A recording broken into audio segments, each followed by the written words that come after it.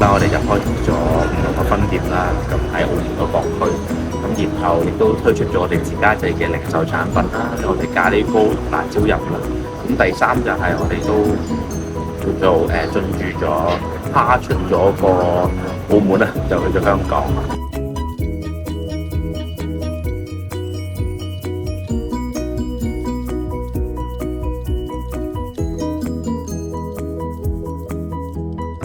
嚟緊我哋嘅業務擴展啦，我哋繼續深耕喺澳門經營好嘅品牌啦。